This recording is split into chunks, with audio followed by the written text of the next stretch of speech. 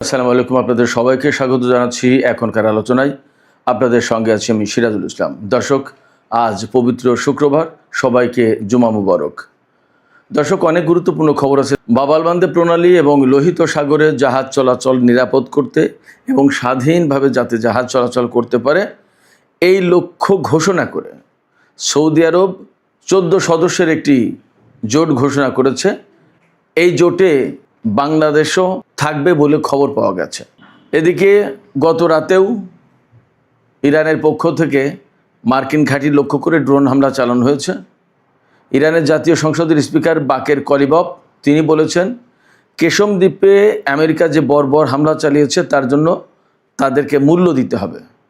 এদিকে ইরানের খাতামুল আম্বিয়া হেডকোয়ার্টার্সের প্রধান মেজর জেনারেল আলী আবদুল্লাহি তিনি বলেছেন, মধ্যপ্রাচ্যে মার্কিন সেনাদের জন্য তাদের সমরস্ত্র যেমন জরুরি, তেমনি তাদের সাথে কফিনও থাকতে হবে। কফিন এখন তাদের অবিচ্ছেদ্য অংশ হয়ে গেছে। একথার মানে কি? খুবই গুরুত্বপূর্ণ কথা। আরও একটি বিপজ্জনক খবর আছে, সেটি হচ্ছে ইরানের সর্বোচ্চ নেতাকে আমেরিকা এবং ইসরায়েল খুঁজছে। ইরানের সর্বোচ্চ নেতাকে আমেরিকা এবং ইসরায়েল যখন খোঁজে তার মানে কি আমরা সবাই বুঝতে পারি। এ নিয়ে আলোচনা করব। পাশাপাশি আলোচনা থাকবে মিশরের একটি সমুদ্র বন্দরে একটি এলএনজি জাহাজে ড্রোন হামলা হয়েছে। সেখান থেকে আমেরিকার একটি যুদ্ধ জাহাজও মারাত্মকভাবে ক্ষতিগ্রস্ত হয়েছে। এই ব্যাপারে আকারে ইঙ্গিতে ইরানকে দায়ী করা হচ্ছিল, কিন্তু ইরানের পররাষ্ট্রমন্ত্রী সাইদ আব্বাস আরাকচি ভিন্ন কথা বলেছেন। কি বলেছেন এবং কেন বলেছেন, এই সমস্ত নিয়ে এখন আমি বিস্তারিত আলোচনা করার চেষ্টা করব। আশা করি প্রত্যেকটি পয়েন্টের আলোচনা আপনাদের ভালো লাগবে। যদি আলোচনা ভালো লাগে তাহলে লাইক, কমেন্ট, শেয়ার করবেন এবং চ্যানেলটি সাবস্ক্রাইব করে সাথেই থাকবেন প্লিজ। দর্শক, চলুন বিস্তারিত আলোচনায় চলে যাই। প্রথমে যে আলোচনা করেছি সেটি হচ্ছে একটা জোট হতে যাচ্ছে সৌদির নেতৃত্বে, যে বাংলাদেশ সহ বিশ্বের 14টি দেশ সেই জোটে যোগ দেবে বা তার প্রতি সমর্থন জানিয়েছে বলে খবর বেরিয়েছে। এই জোটের লক্ষ্য হবে বাবালমান্দে প্রণালী এবং লোহিত সাগরে সৌদি জাহাজ বা সৌদির বন্দরের দিকে যে সমস্ত জাহাজ যাবে তাদের উপরে যে নিষেধাজ্ঞা আরোপ করেছে ইয়েমেনের হুতি সমর্থিত সামরিক বাহিনী বা সরকার, সেই নিষেধাজ্ঞা নাকচ করে দেওয়া, বানচাল করে দেওয়া। এবং ইয়েমেনের পক্ষ থেকে, অর্থাৎ ইয়েমেনের হুতি সরকারের পক্ষ থেকে সৌদি বন্দরের উপরে যে নিষেধাজ্ঞা আরোপ করা হয়েছে, অবরোধ আরোপ করা হয়েছে, সেই অবরোধ ভেঙে দেওয়ার চেষ্টা করা হবে। এই জন্য সৌদি আরব ইয়েমেনের সাথে সম্ভবত একা পারছে না পারার কারণে জোট গঠনের ঘোষণা দিয়েছে। এবং এই লক্ষ্যে গতকাল সৌদি আরবে মোট 43টি দেশের অংশগ্রহণে একটি সম্মেলন অনুষ্ঠিত হয়েছে। সেই সম্মেলন থেকে যে সমস্ত দেশ সৌদি আরবের এই জোটের প্রতি সমর্থন দিয়েছে তারা হলো কুয়েত, বাহরাইন, কাতার, বাংলাদেশ, পাকিস্তান, তুরস্ক, সুদান, সোমালিয়া, জিবুতি, জর্ডান, মিশর, ইয়েমেনের যে সৌদি সমর্থিত অংশ তারা, এবং কমোরস নামে আরেকটি দেশ। আল জাজিরা খবর দিয়েছে কমোরস আছে, কিন্তু কোনো কোনো জায়গায় পাওয়া যাচ্ছে কমোরস না, নাইজেরিয়া আছে। জানি না এই দুই দেশের কোনটা। 43টি দেশ অংশগ্রহণ করেছিল সম্মেলন, তাতে এই 14টি দেশ সমর্থন দিয়েছে। আর সৌদি আরব এই জোটের নেতৃত্বে থাকবে, জোটের হেডকোয়ার্টার থাকবে সৌদি আরবে।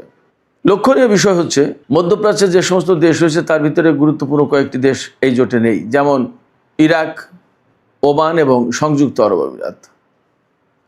আর এই যে জোট করা হয়েছে, এই জোট যদি স্বাভাবিক উপায়ে এই অবরোধ বা নৌ চলাচলের স্বাধীনতা নিশ্চিত করার চেষ্টা করে তাহলে সেটা হচ্ছে একদিক। কিন্তু বাস্তব কথা হচ্ছে যে একেবারে স্বাভাবিকভাবে বেসামরিক উপায়ে কিভাবে এই হুতি সমর্থিত সরকারের অবরোধ তারা ভাঙবে। তাহলে এখানে সামরিক হস্তক্ষেপ বা সামরিক সংঘাতের একটা প্রশ্ন কিন্তু থেকে যাচ্ছে, এটা অনিবার্য হয়ে উঠবে। সেই জায়গায় এই যে মুসলিম এই সমস্ত দেশ সৌদি আরবকে সমর্থন দিয়ে একটা যুদ্ধের প্রেক্ষাপট তৈরি করতে যাচ্ছে বা হচ্ছে, এটা কতটা ভালো হবে, কতটা মুসলিম বিশ্বের স্বার্থ রক্ষা করবে সেটা কিন্তু ভেবে দেখার ব্যাপার। এখানে কিন্তু প্রত্যেকটা মুসলিম দেশ, তা মুসলিম দেশ যদি সৌদি আরবের ডাকে সাড়া দেয় এবং আমেরিকাও আছে শুনতে পাচ্ছি।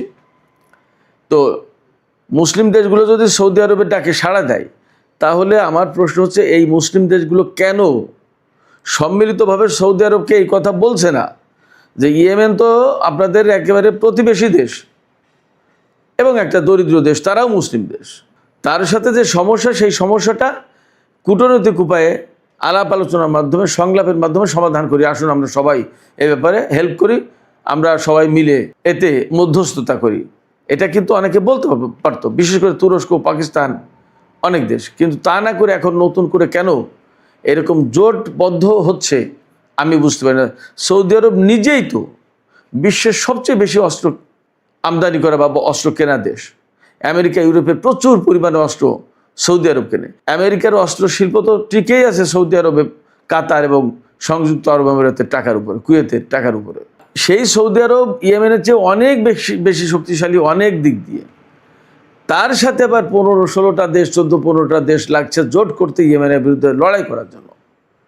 এটা কেমন কথা, কেমন মুসলিম ভ্রাতৃত্ব এবং কেমন প্রতিবেশী সুলভ আচরণ।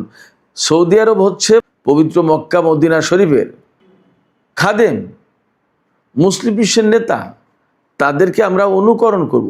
সেই জায়গায় একটা প্রতিবেশী দেশ এবং দুর্বল দেশ, অভাবী দেশ, গরিব দেশ, তাদের উপরে এইভাবে তাকে একেবারে আষ্টে পৃষ্ঠে বেঁধে ফেলে তাকে শেষ করে দেওয়ার চেষ্টা, এটা কেমন কথা হচ্ছে? এই জায়গায় তো কূটনীতির প্রয়োজন। সমস্যা হয়েছে সেটা ঠিক আছে, সৌদি আরবের সাথে ইয়েমেনের একটা সংঘাত হয়েছে অনেকদিন ধরে। এখানে মুসলিম বিশ্বের দায়িত্ব ছিল তো তাদেরকে আলোচনা টেবিলে বসানো এবং একটা মধ্যস্থতা করা। তা না করে এখন কেন তুরস্ক বা পাকিস্তান বা আরও এরকম যে সমস্ত দেশ যথেষ্ট প্রভাবশালী, সামরিক দিক দিয়ে শক্তিধর দেশ, তারা কেন এই জোটে যুক্ত হয়ে আরেকটা যুদ্ধের প্রেক্ষাপট তৈরি করার ব্যবস্থা করছে? আমরা আজকের এই আলোচনার মধ্য দিয়ে বাংলাদেশ সহ মুসলিম বিশ্বে যে সমস্ত গুরুত্বপূর্ণ দেশ আছে, বিশেষ করে যারা এই জোটে যোগ দিতে যাচ্ছে বা যোগ দেওয়ার খবর বেরিয়েছে, তাদের প্রতি একান্ত অনুরোধ জানাবো, একান্ত আহ্বান জানাবো, এই যুদ্ধ কখনোই কোনো সমাধান আনবে না। দয়া করে আপনারা আলোচনার ব্যবস্থা করুন, কূটনৈতিক উদ্যোগ নিন এবং এই কাজে রাশিয়া আর চীনের সহযোগিতা নিয়ে যেতে পারে। তারা এখানে অনেক ভালো গুরুত্বপূর্ণ ভূমিকা পালন করতে পারে।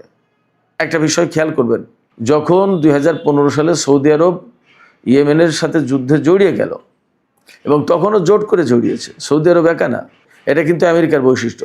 কোনো দেশের বিরুদ্ধে যুদ্ধ করতে গেলে জোট পাকায় যুদ্ধ করতে দেয়।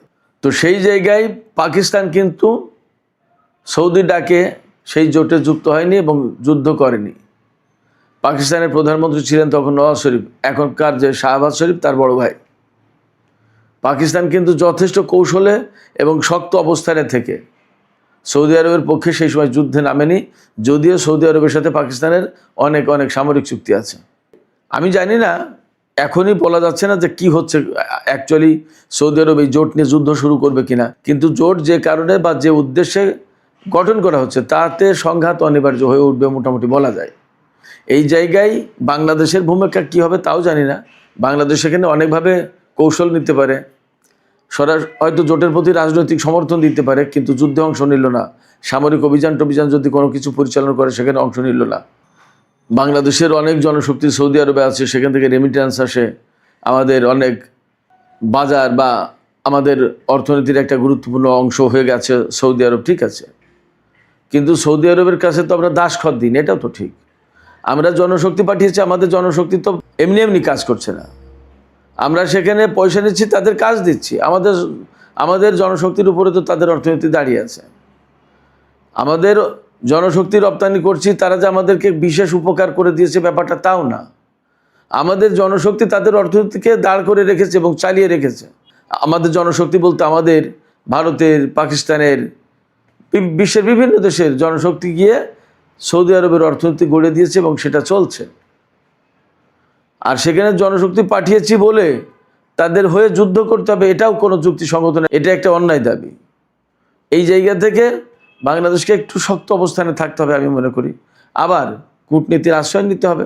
আমাদের স্বার্থও দেখতে হবে, যাতে সৌদি আরবের সাথে কূটনৈতিক সম্পর্ক খারাপ না হয় সেদিকেও চেষ্টা করতে হবে। এবং আমি মনে করি এই জায়গায় আমি আগেই বলেছি, যখনই সৌদি আরবের সাথে ইয়েমেনের দ্বন্দ্ব শুরু হয়েছে এবং বাব আল মানদেব কেন্দ্রিক প্রবলেম হলো, তখনই আমি বলেছি, আমি পরামর্শ দিয়েছি, আমি আহ্বান জানিয়েছি যে বাংলাদেশের পক্ষ থেকে এখনই একটা গুরুত্বপূর্ণ জরুরি ভিত্তিতে কূটনৈতিক উদ্যোগ নেওয়া দরকার। এবং এই কূটনৈতিক উদ্যোগের সাথে পাকিস্তান, চীন, রাশিয়া এই সমস্ত দেশকে অন্তর্ভুক্ত করা যায়, এমনকি মালয়েশিয়াকেও অন্তর্ভুক্ত করা যায়। তুরস্ককে এখন আর অন্তর্ভুক্ত করার সুযোগ নেই, তারপরেও তার সাথে আলোচনা করা যায়। জোটে হয়তো অনেকেই আছে, কিন্তু জোটে থাকার মানে তো এই না যে সবাই সরাসরি যুদ্ধে অংশ নেবে বা অংশগ্রহণ করতে হবে। সেক্ষেত্রে জোটে থেকেও এর ভেতর থেকে একটা গ্রুপ, কয়েকটা দেশ মিলে সৌদি আরবকে বোঝানোর চেষ্টা করা যেতে পারে। এবং এটা খুব জরুরি মুসলিম বিশ্বের জন্য, মুসলিম উম্মার জন্য, মধ্যপ্রাচ্যের জন্য। সবচেয়ে বড় কথা হচ্ছে যে বাব আল মানদেব প্রণালী বা লোহিত সাগর বা এডেন উপসাগর মুক্ত করার জন্য এই জোট গঠন করা হয়েছে। যুদ্ধ করে কি মুক্ত হবে? প্রতিদিন প্রতিনিয়ত সেখানে যুদ্ধ চলতেই থাকবে, তাহলে কি করে মুক্ত হলো? যুদ্ধ করে মুক্ত হবে না, আলোচনার মাধ্যমেই সৌদি আরব এবং ইয়েমেনের ভেতরকার সংকট সমাধান করতে হবে। যুদ্ধবিরতি তো 2021 সাল থেকে চলছিল। কেন সৌদি আরব ইরানি বিমান লক্ষ্য করে হামলা চালাতে গেল ইয়েমেনে? সৌদি আরব যদি ইয়েমেনের উপরে নিষেধাজ্ঞা দেয়, তো ইয়েমেনও সৌদি আরবের উপর নিষেধাজ্ঞা দিতেই পারে। যুদ্ধ তো, সৌদি আরব যদি একটা ঢিল মারে, তো ইয়েমেনও তো একটা ঢিল মারছে। তো সেই যুদ্ধ যদি বৈধ হয়, তাহলে সৌদি আরব ইয়েমেনের উপর অবরোধ আরোপ করেছে, ইয়েমেনও সৌদি আরবের উপর অবরোধ আরোপ করেছে, সেটা অবৈধ হবে কেন? এবং সেইটা খোলার জন্য এখন এত এত দল, এত এত জোট করতে হবে। এতে কি অ্যাকচুয়ালি লোহিত সাগর, বাব আল মানদেব প্রণালী, এডেন উপসাগর এগুলো উন্মুক্ত হবে? হবে না। প্রচুর রক্তক্ষয় হবে, প্রাণহানি হবে, এবং এতে তেলের বাজার আরও বেশি ঊর্ধ্বমুখী হবে। যুদ্ধের মধ্য দিয়ে কোনো মতেই হরমুজ প্রণালী, বাব আল মানদেব প্রণালী কোনো কিছু খোলা যাবে না। আলোচনা এবং বাস্তবতার ভিত্তিতে তার সমাধান করতে হবে। আমরা আশা করি বাংলাদেশ সরকার বা এই জোটে যারা প্রভাবশালী দেশ আছে সৌদি আরব বাদে, এই প্রভাবশালী দেশগুলো মিলে নতুন করে সলা পরামর্শ করে হয়তো জোট একটা গঠন হলো, কিন্তু যুদ্ধ না করে কিভাবে আরও এগিয়ে যাওয়া যায় সেই একটা চেষ্টা করা উচিত। এখানে একটু তথ্য দিয়ে রাখি, এই যে বাব আল মানদেব প্রণালী, লোহিত সাগর, এই পথে 2023 সালের একটা পরিসংখ্যান দিতে পারি। 2023 সালে প্রতিদিন 8,60,00,000 ব্যারেল তেল পরিবহন করা হয়েছে এই পথে, আর গ্যাস পরিবহন করা হয়েছে প্রতিদিন 400 কোটি ঘনফুট। আপনারা চিন্তা করেন তাহলে কত গুরুত্বপূর্ণ এই নৌরুট, এই বাব আল মানদেব প্রণালী। সেই প্রণালী যখন বন্ধ, আর তাকে যদি যুদ্ধ করে মুক্ত করতে যেতে হয়, তাহলে গ্যাসের দাম, তেলের দাম কোথায় যাবে? বিশ্ব অর্থনীতিতে কী অবস্থায় দাঁড়াবে? আর এই প্রণালী দিয়ে তো শুধু তেল এবং গ্যাস যায় না, ইলেকট্রনিক্স পণ্য, পোশাক সামগ্রী, তারপরে সার, আরও গুরুত্বপূর্ণ কত জিনিস যায়। চীন, Japan, Korea, Malaysia, Indonesia, Philippine, Singapore, Vietnam, এই সমস্ত কত গুরুত্বপূর্ণ অর্থনৈতিক শক্তি এই সমস্ত দেশ, তাদের সমস্ত পণ্য ইউরোপ আমেরিকায় যেতে গেলে বেশিরভাগই এই বাব আল মানদেব প্রণালীর লোহিত সাগর, সুয়েজ খাল হয়ে ভূমধ্য সাগর দিয়ে, আটলান্টিক দিয়ে ইউরোপ আমেরিকায় যায়। অতএব যুদ্ধ করে এখানে সমাধান হবে এটা আসলে ভাবার কোনো সুযোগ নেই। আমি মনে করি এখানে কূটনীতি শেষ কথা। দর্শক, এবার আমরা ইরানের যুদ্ধ প্রসঙ্গে আসি। ইরান গত রাতেও কুয়েতে একটি মার্কিন সামরিক ঘাঁটির উপর ড্রোন হামলা চালিয়েছে এবং তাতে ক্ষয়ক্ষতি হয়েছে অবধারিত। বড় কোনো খোঁজখবর এখন আমার কাছে আপাতত নেই, তবে এইটুকু বলি যে ইরানের জাতীয় সংসদের স্পিকার বাকের কলিবাফ তিনি বলেছেন গতকাল যে কেশম দ্বীপে আমেরিকা হামলা চালিয়েছিল এবং সেই হামলায় একটি বাড়ি একদম বিধ্বস্ত হয়ে চাপা পড়ে মা বাবা এবং ছোট্ট একটি মেয়ে মারা গেছে। সেই ব্যাপারে সরাসরি হুমকি দিয়ে বলেছেন বাকের কলিবাফ যে আমেরিকাকে এই বর্বর হামলার জন্য মূল্য দিতে হবে। এদিকে ইরানের খাতামুল আম্বিয়া হেডকোয়ার্টার্স, এই হেডকোয়ার্টার্স থেকে ইরানের সমস্ত বাহিনীর যুদ্ধ কৌশল সমস্ত সব কিছু এখান থেকে কোঅর্ডিনেট করা হয়, পরিচালনা করা হয়। এই খাতামুল আম্বিয়া হেডকোয়ার্টার্সের যিনি commander major general Ali Abdullahi, তিনি হুঁশিয়ারি উচ্চারণ করে বলেছেন আমেরিকার সেনাদের জন্য এখন কফিন অনিবার্য হয়ে উঠেছে। কফিন তাদের জন্য এখন অবিচ্ছেদ্য অংশ। জেনারেল আবদুল্লাহি বলেছেন যে আমেরিকার সেনাদের জন্য যেমন সামরিক সরঞ্জাম মাস্ট অপরিহার্য, তেমনি কফিনও অপরিহার্য। এর মানে হচ্ছে ইরান প্রচণ্ডভাবে হামলা চালাবে আমেরিকানদের উপরে এবং আমেরিকার সেনাদের টার্গেট করে এখন প্রতিনিয়ত হামলা চলবে। এখন আর ইরান সম্ভবত অনেক ছাড় দেওয়ার নীতি আর চর্চা করবে না। তার মানে মার্কিন সেনাদের উপর এখন প্রচণ্ড হামলা চালাবে একাধারে ইরান, যার কারণে কফিন প্রয়োজন হবে, এই কথা তিনি বলেছেন। এবার সে ইরানের পররাষ্ট্রমন্ত্রী সাইদ আব্বাস আরাকচি তিনি বলেছেন মিশরের যে বন্দরে একটি এলএনজি বাহী জাহাজের উপর হামলা হয়েছে এবং তাতে বিস্ফোরণ ঘটে আমেরিকার একটি যুদ্ধ জাহাজও ধ্বংস হয়েছে। সেই ব্যাপারে আকারে ইঙ্গিতে বিভিন্ন পক্ষ থেকে, বিশেষ করে আমেরিকার পক্ষ থেকে ইরানকে দায়ী করা হচ্ছিল বা ইয়েমেনকে। ইয়েমেন, ইরান সবাই বলেছে যে আমরা এই হামলার সাথে নেই, আমরা এই হামলা করিনি। ইরান বলেছে যে এই হামলার পেছনে থাকতে পারে ইহুদিবাদী ইসরায়েল, ইরানের ভাষায় ইসরায়েল থাকতে পারে এবং সেখানে বরং ইরানকে দায়ী করানোর চেষ্টা করা হচ্ছে। এটা ঠিক না, আমরা এর সাথে নেই। বরং মিশরের নিরাপত্তা আমাদের কাছে অনেক গুরুত্বপূর্ণ। মিশর আমাদের আঞ্চলিক বন্ধু দেশ, তাদের নিরাপত্তাকে আমরা যথেষ্ট গুরুত্ব দিই। মিশরের উপরে আমাদের হামলা চালানোর কোনো কারণ নেই, প্রশ্নও নেই। সম্ভবত ইরানের এই বক্তব্য থেকে একেবারেই বিষয়টা পরিষ্কার হবে। আর সর্বশেষ যে বিষয়টি নিয়ে আলোচনা করতে চাই, এটা খুবই বিপজ্জনক একটা খবর। সেটা হচ্ছে আজকেই খবর বের হয়েছে দেখলাম, ইরানের বর্তমান সর্বোচ্চ নেতা সাইয়েদ মুজতবা খামেনি, তাকে আমেরিকা এবং ইসরায়েলের গোয়েন্দারা খোঁজাখুঁজি করছে। তিনি সর্বোচ্চ নেতার দায়িত্ব গ্রহণের পর আজ পর্যন্ত জনসমক্ষে আসেননি। এই অবস্থায় তিনি কোথায় আছেন তার অবস্থান শনাক্ত করার চেষ্টা করছে আমেরিকা এবং ইসরায়েল। লক্ষ্যটা সহজ, আমেরিকা এবং ইসরায়েল যখন ইরানের সর্বোচ্চ নেতার অবস্থান শনাক্ত করার চেষ্টা করে, তার মানে হচ্ছে তাকে হয়তো হত্যা করার চেষ্টা করছে।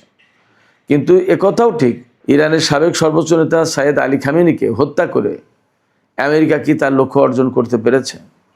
যদি নতুন নেতাকে হত্যা করে আমেরিকা কি তার লক্ষ্য অর্জন করতে পারবে? পারবে না। বরং তাদের জন্য বিপদ আরও বাড়বে, মধ্যপ্রাচ্যের পরিস্থিতি আরও জটিল হবে এবং ইরান কি তখন ছেড়ে দেবে? ছেড়ে দেবে না। বরং এখন আমরা দেখতে পাচ্ছি, শুনতে পাচ্ছি যে ওই যে মেজর জেনারেল আলী আবদুল্লাহি বললেন যে আমেরিকান সেনাদের জন্য কফিন মাস্ট। তাদের সাথে যেমন সামরিক সরঞ্জাম থাকে, তেমনি তাদের সাথে এখন কফিন থাকতে হবে। তার মানে ইরান আমেরিকান সেনাদের বিরুদ্ধে অনেক বেশি শক্ত অবস্থানে যাচ্ছে। সুপ্রিয় দর্শক, এখনকার আলোচনা এখানে শেষ করতে চাই। আলোচনা শেষের আগে আমি আপনাদের কাছে মতামত জানতে চাই। আশা করি আপনারা চিন্তাশীল মন্তব্য করবেন। সৌদি আরব এই যে জোট গঠন করলো, এই জোটের উচিত হবে কি ইয়েমেন বা হুতিদের বিরুদ্ধে যুদ্ধ করা বা বাব আল মানদেব প্রণালী এবং লোহিত সাগর উন্মুক্ত করার জন্য যুদ্ধে জড়িয়ে পড়া, নাকি তাদের উচিত হবে সম্মিলিতভাবে সৌদি এবং ইয়েমেনের মধ্যকার চলমান সংকট নিরসন করার জন্য কূটনৈতিক ভূমিকা নেওয়া, উদ্যোগ নেওয়া? আপনাদের মতামত জানিয়ে কমেন্টে লিখতে পারেন। আর ভিডিও ভালো লাগলে লাইক, কমেন্ট, শেয়ার করবেন এবং চ্যানেলটি সাবস্ক্রাইব করে সাথেই থাকবেন।